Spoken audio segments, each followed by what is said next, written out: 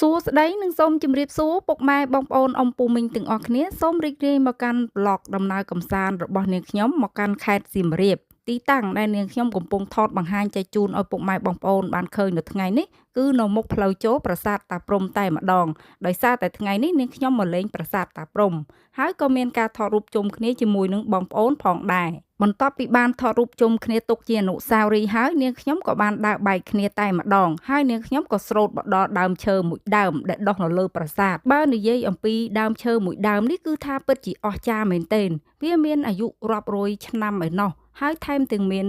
ភាពស្រស់ស្អាតទាក់ទាញដល់ភ្ញៀវទេសចរដែលចូលទៅលេងប្រាសាទតាព្រំមែនទែនមិនថាខ្ញុំឬគេទេប្រសិនបើបានទៅដល់ប្រាសាទតាព្រំហើយបើមិនបានថតនៅត្រង់កន្លែងដើមឈើនេះពិតជាគួរឲ្យស្ដាយណាស់ថ្ងៃនេះមានភ្ញៀវទេសចរយ៉ាងច្រើនមកលេងនៅក្នុងប្រាសាទតាព្រំនេះមិនថាជាភ្ញៀវទេសចរបរទេសឬក៏ជាភ្ញៀវទេសចរនៅក្នុងស្រុកយើងនោះទេជាពិសេសគឺលោកគ្រូអ្នកគ្រូដែលគាត់នៅតាមបណ្ដាខេត្តនានាថ្ងៃនេះក៏គាត់ចុះទស្សនកិច្ចនៅក្នុងប្រាសាទតាព្រំផងដែរមិនដឹងជាពុកម៉ែបងប្អូនអ៊ំពូមីងទាំងអស់គ្នាដែលបានទស្សនាវីដេអូនេះដូចជានាងខ្ញុំដែរឬទេនាងខ្ញុំឲ្យតែពេលដើរទៅដល់ប្រាសាទតាព្រំម្ដងណាគឺនាងខ្ញុំតែងតែមានអារម្មណ៍ស្រស់ស្រាយហើយចូលទៅគឺមានអារម្មណ៍ត្រជាក់តែម្ដងដោយសារតែនៅក្នុងប្រាសាទតាព្រំនេះភាគច្រើនមានដើមឈើធំធំហើយមានម្លប់ត្រឈឹងត្រឈៃ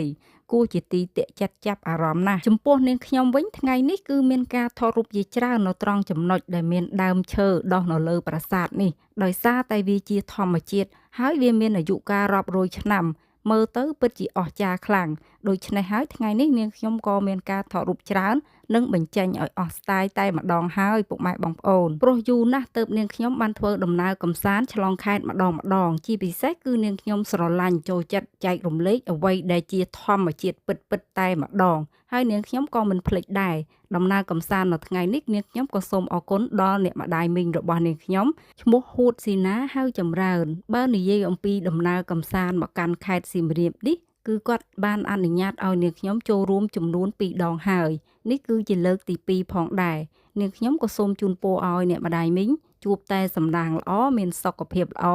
សម្រស់ក៏នៅតែស្អាតជានិច្ចចំពោះប្លុកដំណើរកម្សាន្តមកកាន់ប្រាសាទតាព្រំរបស់នាងខ្ញុំនៅថ្ងៃនេះក៏បានមកដល់ទីបញ្ចប់ផងដែរតើពុកម៉ែបងប្អូនអ៊ំពូមីងទាំងអស់គ្នាដែលបានទស្សនាវីដេអូនេះធ្លាប់មកលេងនៅប្រាសាទតាព្រំដែរឬទេបើមិនទាន់បានមកទេសូមកុំភ្លេចមកលេងនៅប្រាសាទតាព្រំផងពិតជាស្រស់ស្អាតខ្លាំងណាស់ជាចុងក្រោយនាងខ្ញុំក៏សូមជូនពរឲ្យពុកម៉ែបងប្អូនអ៊ំពូមីងទាំងអស់គ្នាជួបតែសំណាងល្អនិងមានសុខភាពល្អ